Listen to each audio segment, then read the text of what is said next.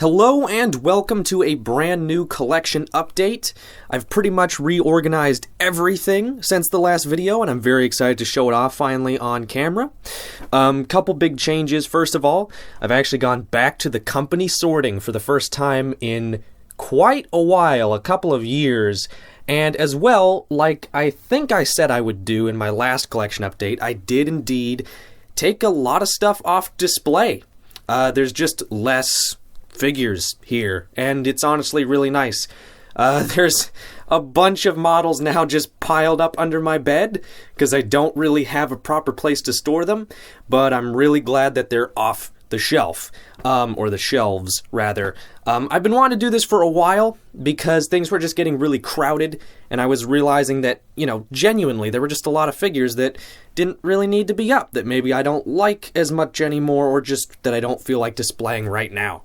So I'm trying to get more strict with what actually ends up on display, and I'm fairly happy with things right now. I think I can go even further, honestly, and be even more sort of just strict and thoughtful with what I actually put out to be on display on the shelving area here. But for now, I think it looks really good. I'm honestly mostly happy with this little shelf. The wider shelf on the right is still a little more crowded than I want it to be, but it's looking better. First up, we have the Papo shelf. Now, as many of you probably know by now, I'm not the biggest fan of Papo. I've been fairly vocally critical of their whole model range for years, but I have to say this is actually one of my favorite shelves right now. It just looks really nice having them all together.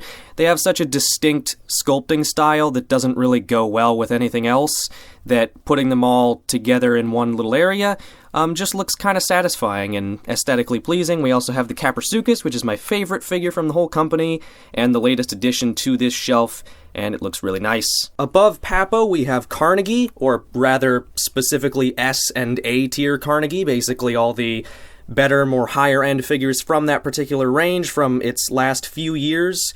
And this is my favorite shelf right now. It's just really cool to see all these figures together. Of course, Carnegie was the first model range that I ever collected dinosaurs from as a kid, and it's where it all started, so it's kind of neat for nostalgic reasons, but also just this is a shelf that contains genuinely a lot of my favorite figures. I've talked before about this 10th anniversary Tyrannosaurus and the Giganotosaurus, the fact that they are actually replacements of my originals of those figures, which are horrifically beat up and just in awful condition now.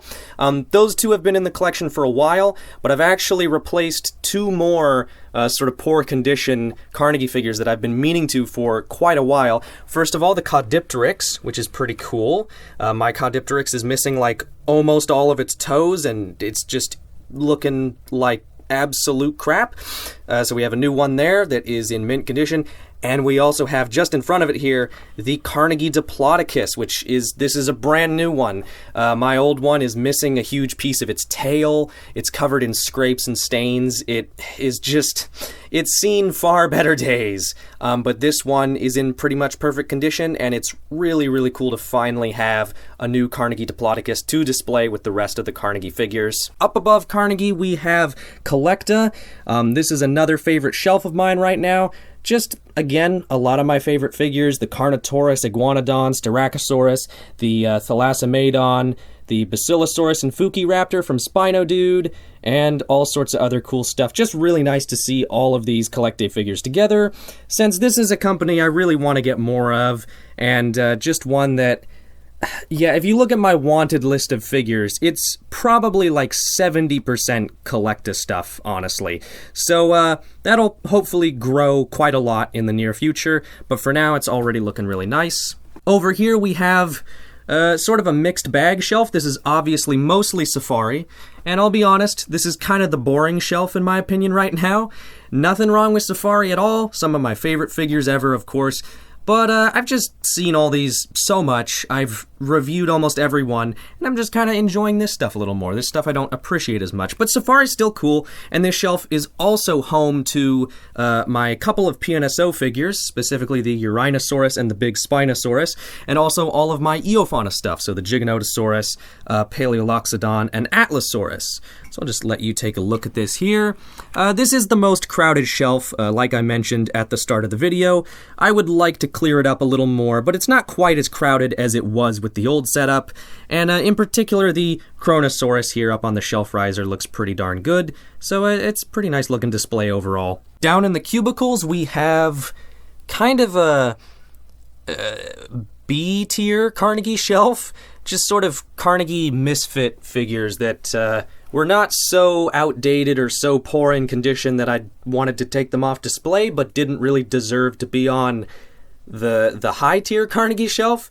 So we've got like the Stegosaurus that David gave me along with the newer Stegosaurus I already had, the mother and parent pairs with the Maiasaura and the Apatosaurs, and just some of my other, like, either figures that I genuinely think are pretty good but not quite top-tier Carnegie, or just kind of older figures that I just wanted to put up for nostalgia reasons, like, say, the old Spinosaurus there. Over to the right, we pretty much just have a bunch of Safari LTD spillover with some other miscellaneous stuff, like the Pteroparasaurolophus in there, for instance.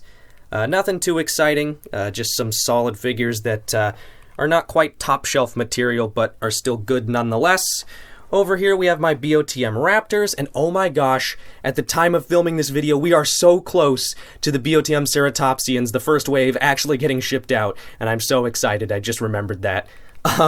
Over to the right here, we have, just everything that is holy in this world. Literally all of it. This is the masterpiece area. Anyhow, that is pretty much it. That's the whole collection. I really am just enjoying how it's looking right now. I think it looks a lot better and a lot less overcrowded than it did with the previous setup. I'm glad I did take a video of the previous setup when it was at its absolute apex, with just figures all over the place, stacked on each other, falling off the edge of the shelf. It was a mess, but, you know, it was a point in time I was glad to capture, and I enjoyed it for what it was while it lasted, but I'm glad to be moving on from that. I want to get even stricter with what I actually put up on the shelf from now on, and really try to keep things a little clearer, and just kind of cycle in and out figures so that it doesn't turn into complete chaos ever again. Anyhow, that's pretty much it for this video. Thank you very much for watching, and I will see you all next time.